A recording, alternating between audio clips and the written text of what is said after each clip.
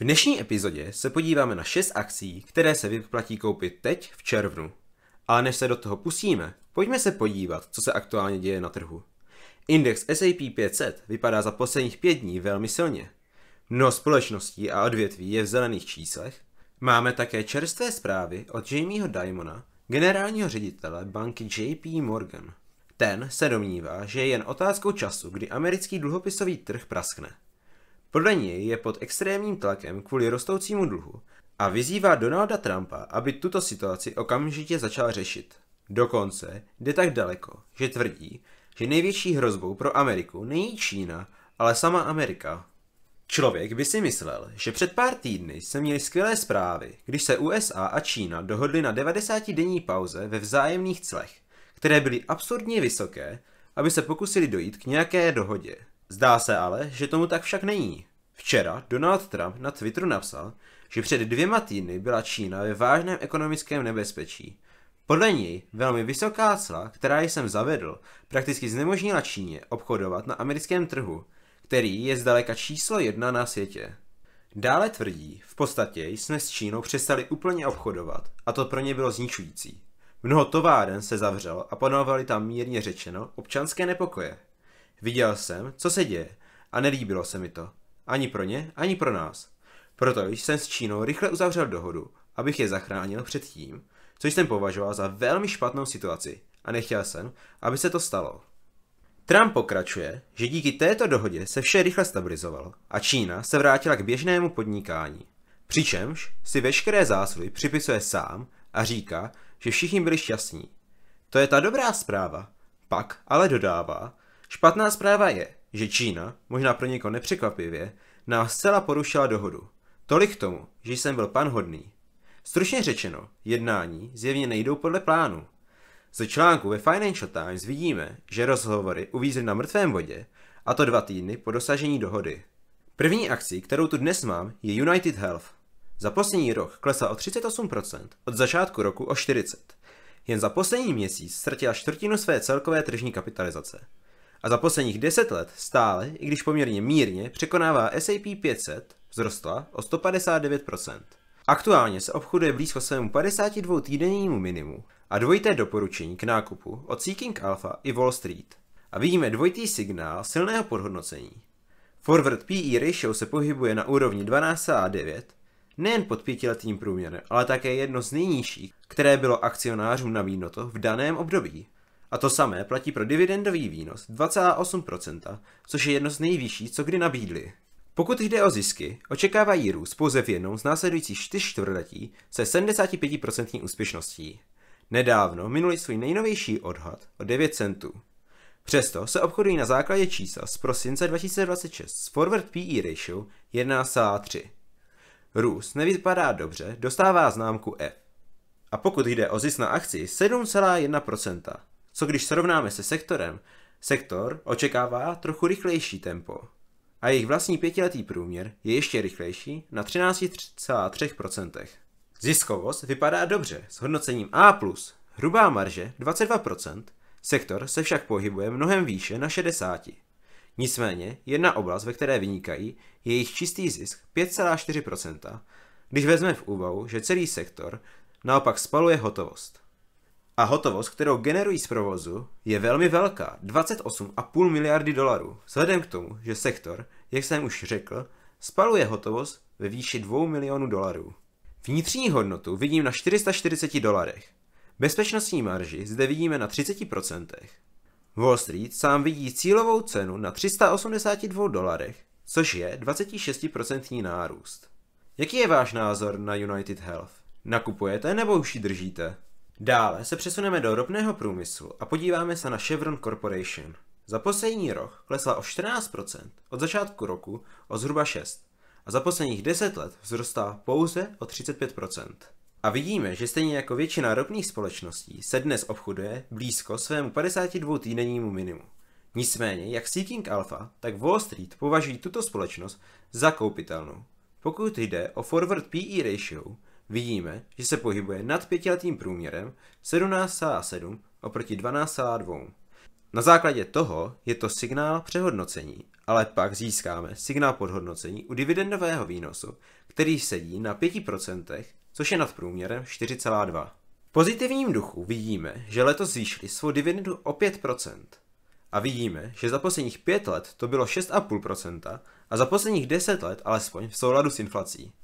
Ale co je na této společnosti opravdu fascinující, je to, že je to dividendovým aristokratem. Více jak 25 let po sobě zvyšují dividendu, ale také vyplácí dividendu posledních 113 let bez snížení. Za růst dostávají D+, jelikož je to společnost, která se nachází v cyklickém průmyslu a v podstatě vidíme nulový meziroční růst. Očekává se, že zisk na akcii poroste kolem 7%, což je nižší než sektor. Ziskovost vypadá silně s hodnocením A+, hrubá marže 39% pod sektorem a také pod jejich 5letým průměrem. Čistý zisk na 8% není moc daleko od sektoru, ale je nad jejich 5letým průměrem. Také generují tunu hotovosti z provozu kolem 30 miliard dolarů, stejně jako za posledních 5 let. A jsou výrazně nad sektorem, který generuje pouze 516 milionů. Vnitřní hodnotu vidím na $156, kde získáváme bezpečnostní marži kolem 10%. Wall Street vidí cílovou cenu na $160, což činí 18% nárůst. Pamatujte také, získáváte poměrně atraktivní dividendový výnos 5%, a toto je společnost, která vyplácí dividendu více než 100 let. Další akcí, kterou tu dnes mám, je S&P Global. Za poslední rok si vedla velmi dobře, vzrostla o 22%. Od začátku roku je v plusu, i když jen mírně, o 3%. A za posledních 10 let tato akcie masivně překonala index S&P 500, vzrostla o 403%. Všimněme si, že při ceně $490 se obchoduje kolem středu svého 52 týdenního rozpětí. Wall Street ji vnímá velmi pozitivně, dává jí strong buy a Seeking Alpha s tím také souhlasí. Pokud se podíváme na jejich forward PE ratio, s poklesem ceny se bude pohybovat kolem úrovně 28. To je pod 5letým průměrem, což bych interpretoval jako signál podhodnocení. Také si všimneme, že výnos se mírně zvýšil, ne o moc od 5letého průměru.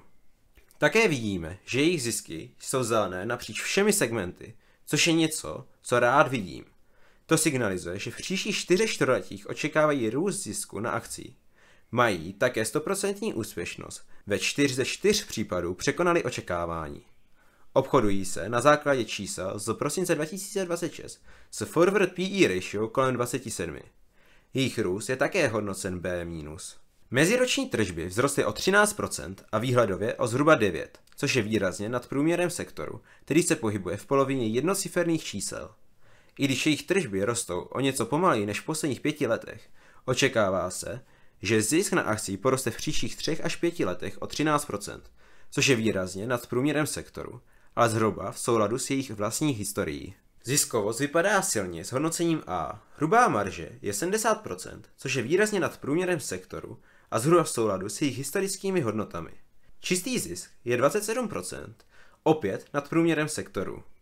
Tato společnost nejen generuje významné množství hotovosti z provozu 5,7 miliard dolarů, vzhledem k tomu, že sektor se pohybuje na úrovni 158 milionů a také generuje stále více hotovosti. Jejich vlastní 5letý průměr je mnohem níže, na 3,7 miliard dolarů. Vnitřní hodnotu vidím na $554. Wall Street sám vidí akcii na $590 v příštím roce, což znamená 20% růst. Dále se přesuneme ke společnosti, kterou je Lam Research.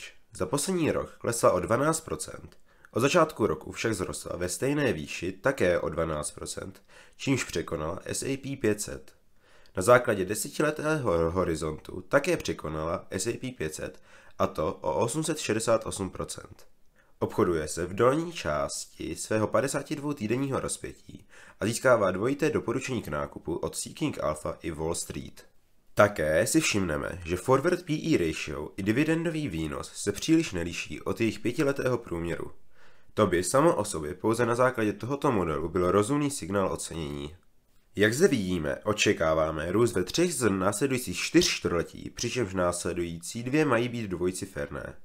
Růst vidíme na hodnocení D+, meziročně 20% s výhledem na 2. To je poměrně velký pokles, protože se nacházíme v odvětví, které je cyklické. Sektor se pohybuje v polovině jednociferných čísel A vidíme, že pětiletý průměr vypadá trochu konzistentněji, kolem dvojciferných čísel. Očekává se však, že zisk na akci se bude pohybovat kolem 16% v příštích 3 až 5 letech, což je nad sektorem i nad jejich vlastním pětiletým průměrem.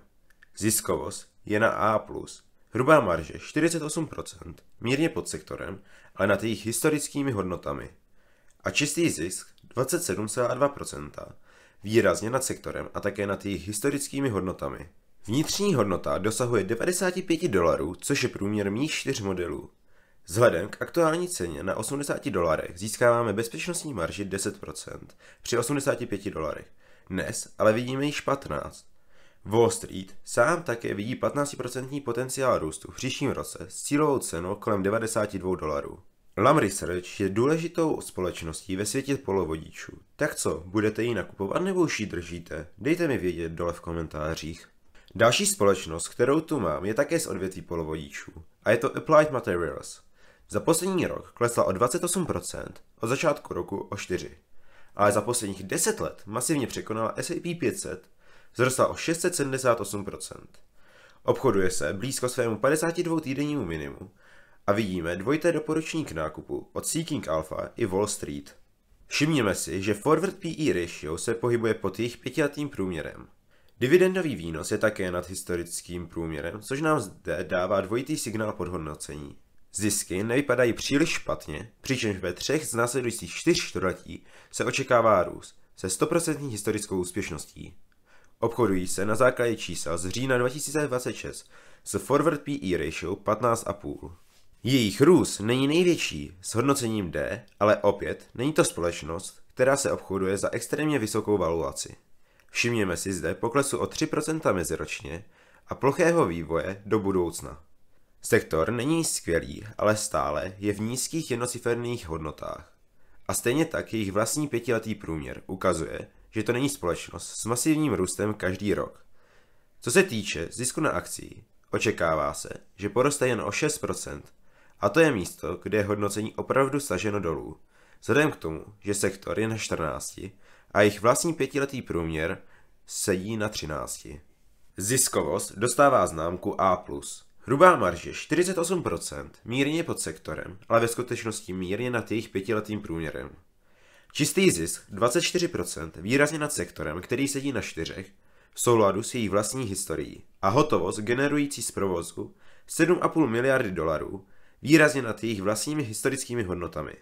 Ale když se podíváme, sektor je v porovnání s nimi naprosto malý, pouze na $115 milionech. A pokud jde o moji vnitřní hodnotu, dosahuje $220. Vidíme zde poměrně slušnou bezpečnostní marži dosahující 30%. Wall Street sám vidí akci na $205 do roku 2026 s potenciálním růstem 31%. Tak co, budete Amat kupovat nebo už ho držíte v portfoliu? A nakonec se podíváme na společnost, která se jmenuje Lowe's, která za poslední rok vzrostla o 5%, od začátku roku klesla o 9%. Za posledních 10 let je dalším překonavatelem S&P 500, vzrostla o 223%. Obchoduje se blízko svému 52 týdennímu minimu a pouze jedno doporučení k nákupu od Wall Street. Vidíme, že Forward PE ratio je zhruba v souladu s průměrem, což je rozumný signál, ale dividendový výnos 2,1% je nad 5letým průměrem, takže zde zaznamenávám signál podhodnocení. A vidíme, že se opět nachází zhruba přesně uprostřed. Jejich ziskovost dostává známku A+, hrubá marže 33%, což je pod sektorem na 38%, ale zhruba v souladu s jejich historickými hodnotami. Čistý zisk kolem 8%, což je nad sektorem, ale v souladu s jejich 5letým průměrem. A pokud jde o hotovost, generují kolem $9 miliard, což se příliš neliší od historických hodnot, ale je to výrazně nad sektorem, který generuje pouze $290 milionů. Vnitřní hodnotu vidím na $271. Při dnešní ceně nám to dává 15% bezpečnostní rezervu. Wall Street sám vidí cílovou cenu na $270, což naznačuje 20% růstu. Dejte mi vědět, jestli Lowe's už držíte v portfoliu nebo ji plánujete ke koupi. Tak co, kterou z těchto 6 společností budete kupovat nebo už ji držíte v portfoliu? Dejte mi vědět dole v komentářích. A nakonec vás požádám o like a odběr.